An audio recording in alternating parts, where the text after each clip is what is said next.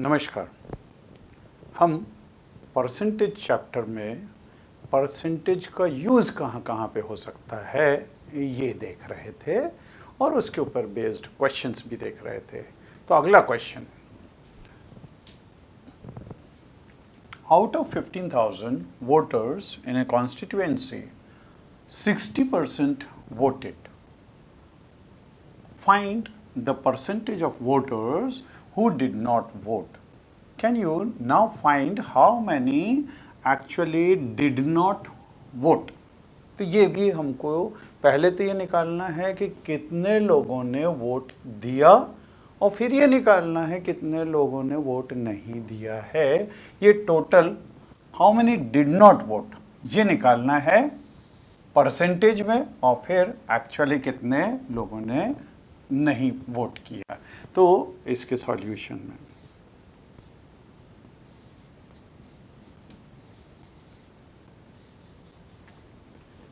Out of 15,000 60% voted. Find the percentage of voter who did not vote. तो percentage में अगर ये 60% ने वोट किया है तो कितनों ने नहीं किया होगा? 100 माइनस 60 मतलब 40% ने वोट नहीं किया होगा। तो first of all we will write percentage of voters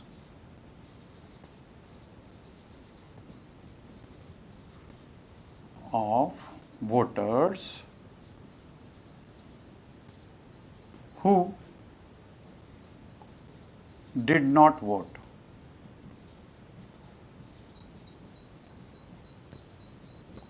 Will be equal to 100% minus 60%. This is equal to 40%. तो 40% ने वोट नहीं दिया। हमको बाद में पूछा हुआ can you now find out how many actually did not vote. तो 40% ने वोट नहीं दिया। कितने में से? 15,000 में से। तो 15,000 का अगर हम 40% निकाल लें तो वो नंबर ऑफ वोटर्स आ जाएंगे जिनने वोट नहीं दिया, है ना। तो we will find number of voters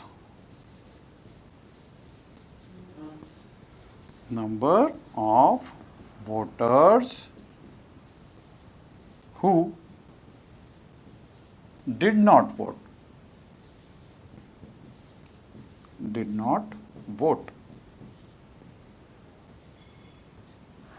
will be 40% of 15,000 means this will be 40% का मतलब 40 upon 100 ऑफ मतलब मल्टीप्लिकेशन और 1500।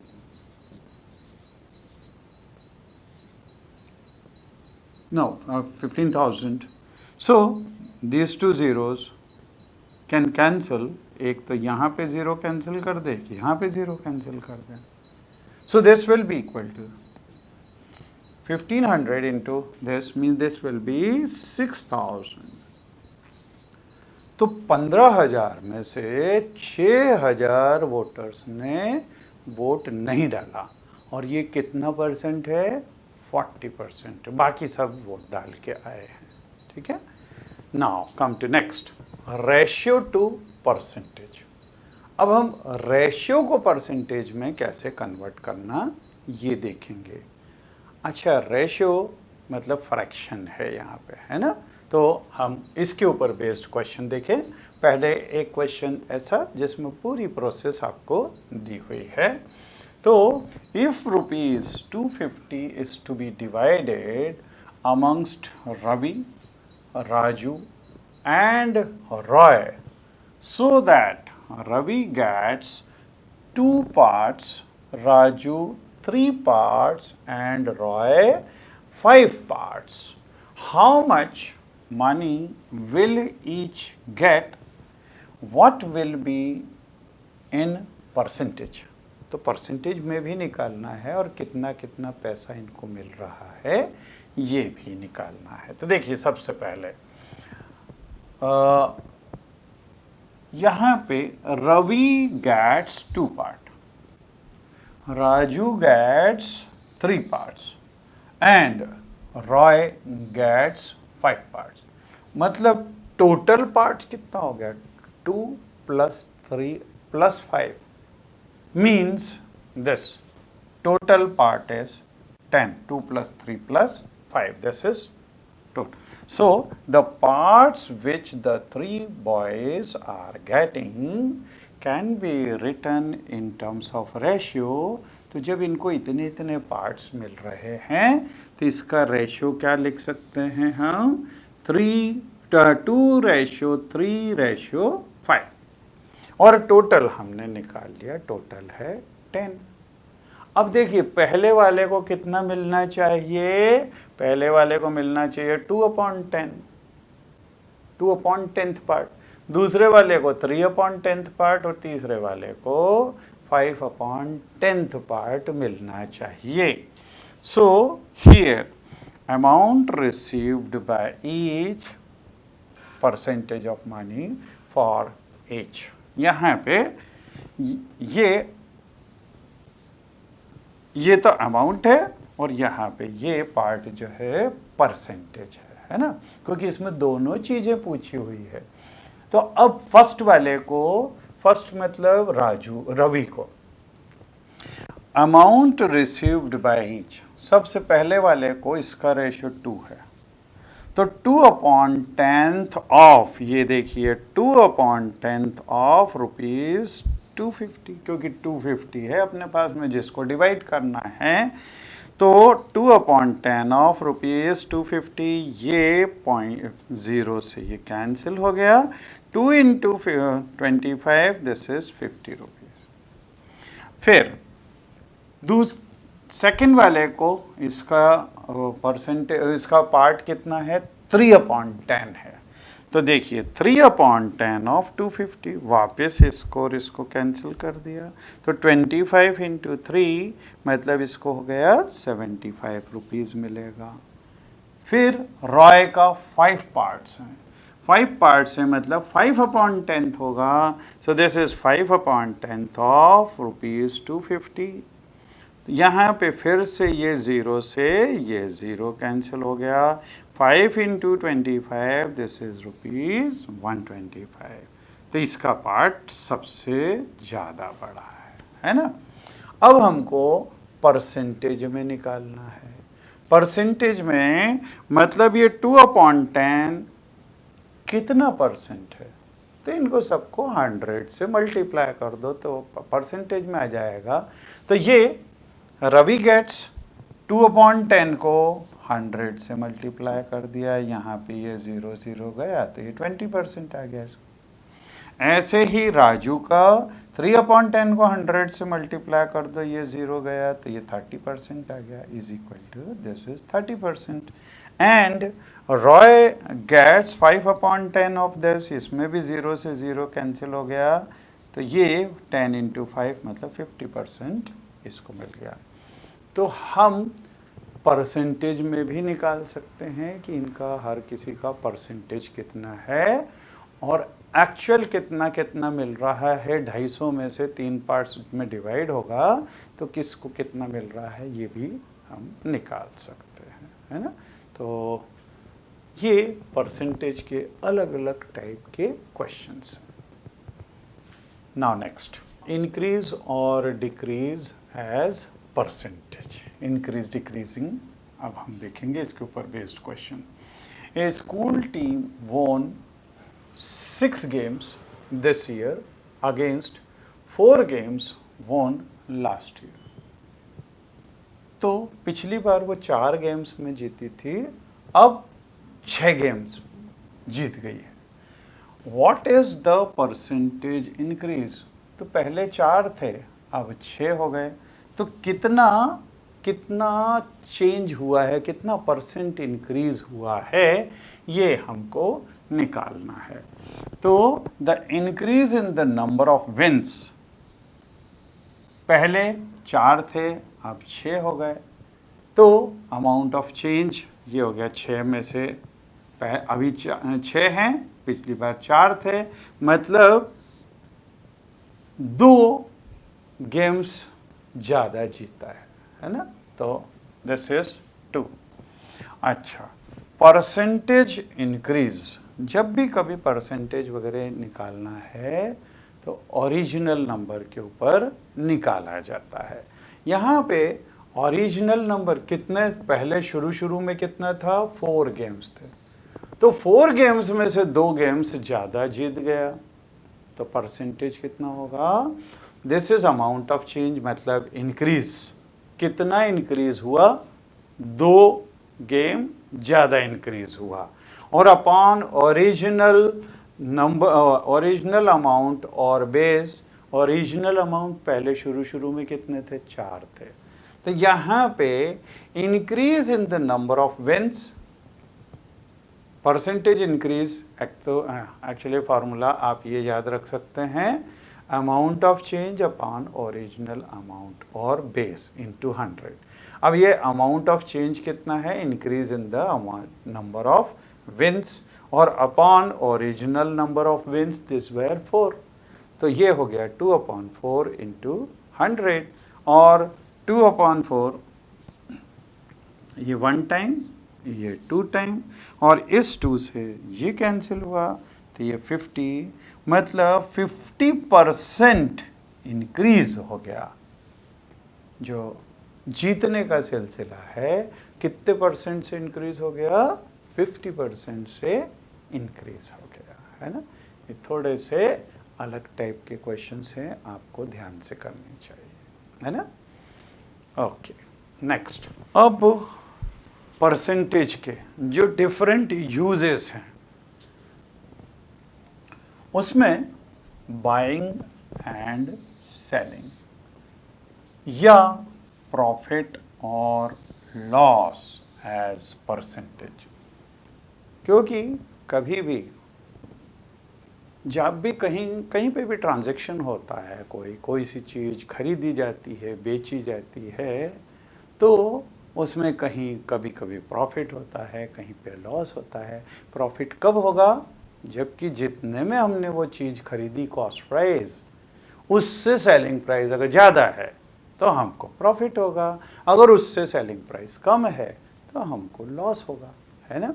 जैसा भी यहाँ पे लिखा हुआ था ना पिछले क्वेश्चन के अंदर कि ओरिजिनल अमाउंट वो नीचे रहता है, और ओरिजिनल अमाउंट इसमें कौन सा होगा, कॉस्ट प्राइस ओरिजिनल अमाउंट है, उसी के विद रिस्पेक्ट टू हम देख रहे हैं कि सेलिंग प्राइस ज़्यादा या कम हो रही है, और उसी से प्रॉफिट या लॉस मिलता है ना। तो यहाँ पे देखिए, the buying price of any item is known as cost price, तो जितने में भी खरीदी जाती है उसको बोलते हैं कॉस्ट प्राइस, है ना, और जितने में बेची जाती है उसको बोलते हैं selling price. It is written in short as cost price, CP लिखते हैं, है ना। The price at which you sell is known as selling price, और इसको शॉर्ट में लिखेंगे एसपी, ठीक है। जब सेलिंग प्राइस ज़्यादा है, ज़्यादा में सेल किया तो हमको प्रॉफिट होगा, और कितना प्रॉफिट होगा, अब देखिए, जैसे मान लो 100 रुपये की अपन ने कोई सी चीज़ खरीदी और उसको 120 में बेच दी, तो 120 में बेची, मतलब हमारे पास में 20 रुपये ज़्यादा आ गए ना, तो वो हमारा प्रॉफिट है। तो प्रॉफिट कितना, 20 रुपये है, कैसे निकाला, 120 माइनस 100, 120 क्या था, सेलिंग प्राइस, और माइनस 100 क्या है, cost price. So profit will be equal to selling price minus cost price, ठीक है। और अगर सेलिंग प्राइस कम है, 100 की चीज़ हमने 80 में ही बेच दी, हमको पैसा चाहिए, तो उस केस के अंदर लॉस होगा।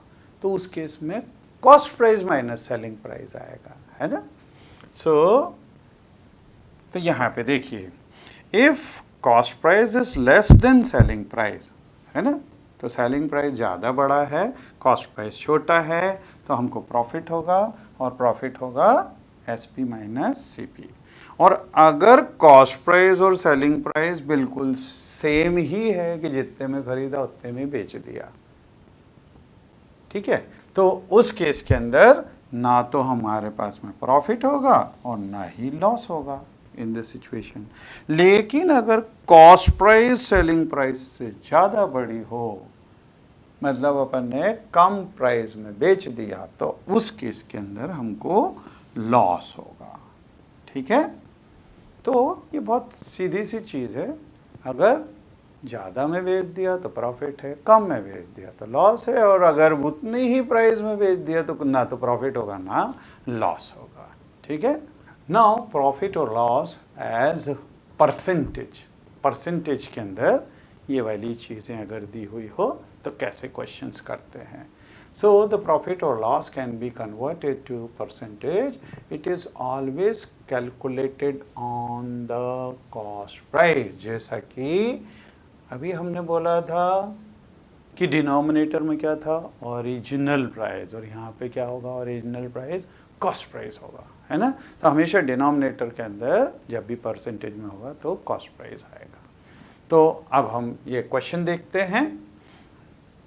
देखिए इसमें the cost of a flower vase is 120। तो यहाँ पे ये क्या है, कॉस्ट प्राइस है। If the shopkeeper sells it at a loss of 10%, अब देखिए यहाँ पे परसेंटेज में दिया हुआ है loss, find the price at which it is sold, मतलब हमको सेलिंग प्राइस निकालनी, ठीक है। तो 120 रुपए का फ्लावर वेस था, तो कॉस्ट प्राइस 120 थी, और हमको लॉस परसेंट भी दिया हुआ है। तो देखिए इन चीज़ों को अगर हम लिख लें, सबसे पहले we are given that cost price is 120, फिर लॉस परसेंट दिया हुआ है 10%, और अपने को निकालना क्या है, सेलिंग प्राइस निकालना। अब इसको दो तरीके से किया जा सकता है। सबसे पहले आप फर्स्ट मेथड देखें। तो in first method loss of 10% means अगर कॉस्ट प्राइस 100 है तो लॉस इज 10 रुपए लॉस हुआ, मतलब कितना हो गया, अपन ने बेच कितने में दिया भाई, 100 में खरीदा था, 10% लॉस हुआ, 10 रुपये लॉस हुआ, तो 90 रुपये में बेचा, है ना। तो यहाँ पे therefore selling price would be 100 minus 10 means 90 रुपये। अब इसको यूनिटरी मेथड से अगर हम करें, कैसे कि when cost price is 100 selling price is 90, जो चीज़ निकालनी होती है उसको बाद में लिखते हैं यूनिटरी मेथड में, है ना। तो हमको सेलिंग प्राइस चाहिए और कॉस्ट प्राइस दी हुई, तो selling price is 90। Therefore if cost price were 120 then selling price will be. तो देखिए ये यूनिटरी मेथड में इसमें 1 के लिए नहीं निकाला, नहीं तो वो तरीका वैसा ही है कि 100 रुपये अगर कॉस्ट प्राइस है तो सेलिंग प्राइस है 90, फिर कॉस्ट प्राइस अगर 1 है तो ये हो जाएगा 90/100।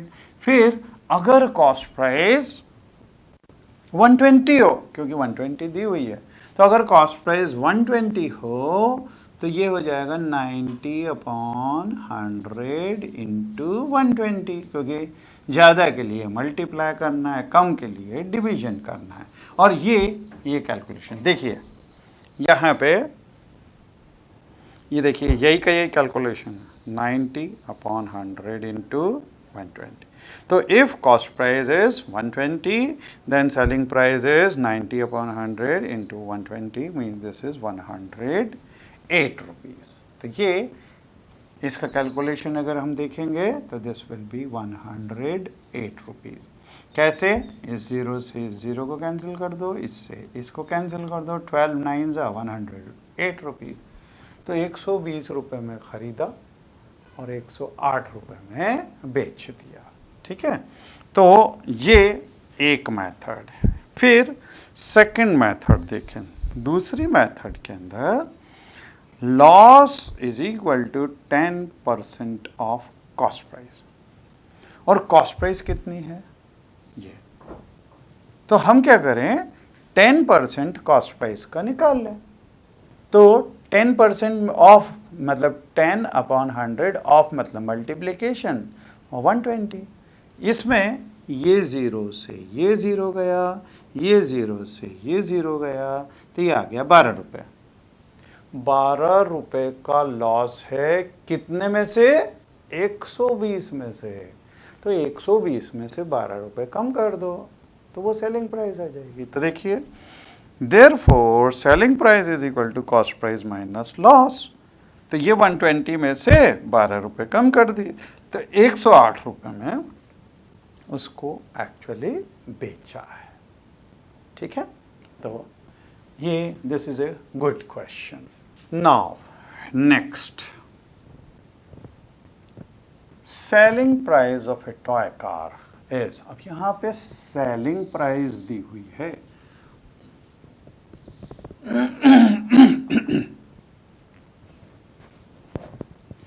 If the profit made by shopkeeper is 20%, what is the cost price of the toy?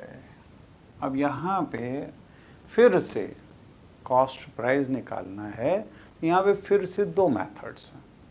दो मेथड्स में से देखिए, पहली मेथड ये यूनिटरी मेथड है ना. We are given that. अब क्या क्या चीज़ दी हुई है? सेलिंग प्राइस दी हुई है 540 है ना, और प्रॉफिट परसेंट दिया हुआ है 20%. तो दिस इज गिवन 20%, और हमको निकालना है कॉस्ट प्राइस. ठीक है, तो देखिए, अब यहाँ पे फर्स्ट मेथड में, यूनिटरी मेथड में 20% प्रॉफिट, इसका मतलब क्या होता है कि अगर 100 रुपये की कोई सी चीज़ खरीदी तो उसमें 20 रुपये का प्रॉफिट, मतलब 120 रुपये उसकी सेलिंग प्राइस हो जाएगी. तो will mean if cost price is 100 और प्रॉफिट अगर 20 रुपये है तो सेलिंग प्राइस कितनी हो जाएगी? सेलिंग प्राइस 120 हो जाएगी. 100 + 20. अब हमको क्या निकालना है? हमको कॉस्ट प्राइस निकालना है. अब यूनिटरी मेथड में ध्यान रखना, जो चीज़ निकालनी हो उसको बाद में और जो चीज़ दी हुई हो उसको पहले लिखते हैं. यूनिटरी मेथड में ये सबसे मेन चीज़ है. तो देखिए, यहाँ पे कॉस्ट प्राइस हमको निकालनी है. तो ये देखिए, कॉस्ट प्राइस हमने बाद में लिखी है और सेलिंग प्राइस दी हुई है. तो when selling price is 120, cost price is 100. मतलब यूनिटरी मेथड में अगर selling price is 120, then cost price is 100. So if selling price is 1 rupee, then this will be 100 upon 120. Division करते हैं. और फिर अगर यहाँ पे, क्योंकि यहाँ पे सेलिंग प्राइस ऑलरेडी दी हुई है, तो इफ सेलिंग प्राइस इज 540, ये 540 है, तो कॉस्ट प्राइस कितनी हो जाएगी? 100 अपॉन 120 इंटू 540. यहाँ से ये ज़ीरो से ये ज़ीरो कैंसिल हो जाएगा, and we can cancel this also. तो इसको अगर हम कैंसिल करें 2 से तो 6, 2 से तो यहाँ पे 2 and 7. ठीक है, अब फिर 3 से करें तो 2 टाइम्स और यहाँ से ये 9 टाइम्स. ठीक है। और फिर इससे ये कैंसिल करें तो 50 हो जाएगा, 50 इंटू 9 दिस विल बी 450। तो देखिए बिल्कुल यूनिटरी मेथड में जैसे कैलकुलेशन होते हैं, ये है, यहाँ पे 1 के लिए नहीं लिखा हुआ है, तो if selling price is 120 then cost price is 100। Therefore, when selling price is 540, then cost price will be, ये देखिए 100 upon 120 into, तो ये 100 divided by 120 और into 540, और ये 450 रुपीज़, ये कॉस्ट प्राइस हमारे पास में आ गई। ठीक है। अच्छा, जो दूसरी मेथड होती है वो कौन सी, जैसे हमने प्राइस को पी लिया था, तो जो चीज़ निकालनी हो उसको हम x मान लें, है ना, ये एल्जेब्रिक मेथड है। तो हमको क्या निकालना है, कॉस्ट प्राइस निकालना है, तो कॉस्ट प्राइस को x मान लें। तो देखिए second method, let cost price is equal to x। ठीक है। अच्छा, अब हमको ये मालूम है कि सेलिंग प्राइस, देखिए सेलिंग प्राइस क्या होता है, अगर प्रॉफिट हो तो selling price is equal to cost price plus profit percent of cost price, और अगर लॉस हो तो selling price is equal to cost price minus loss percent of cost price. ठीक है, ये होता है। तो यहाँ पे ये देखिए सेलिंग प्राइस ये रहा 540 is equal to cost price plus profit percent कितना है 20% ऑफ कॉस्ट प्राइस है। ठीक है। अब देखिए ये कॉस्ट प्राइस हमने x सपोज की, तो x प्लस 20% मतलब 20 अपॉन 100% ऑफ मतलब मल्टीप्लीकेशन, तो ये मल्टीप्लीकेशन इंटू x, तो this will be equal to, देखिए यहाँ से इससे ये कैंसिल हुआ तो ये हो जाएगा 1/5, मतलब ये एक्चुअली बचा क्या, x, this is x plus x upon 5, ये x plus x upon 5, so this will B 6x upon 5।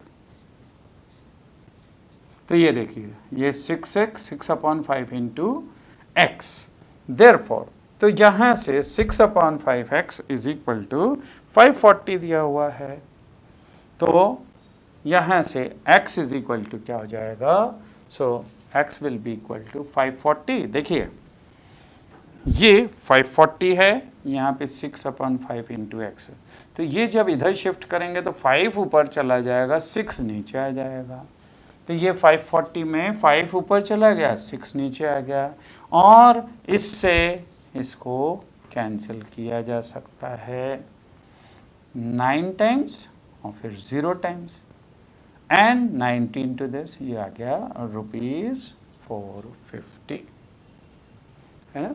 तो ये मेथड एल्जेब्रिक मेथड है। इसमें जो भी चीज़ निकालनी हो उसको x सपोज कर लो और फिर x की वैल्यू गिवन कंडीशन से निकाल लो।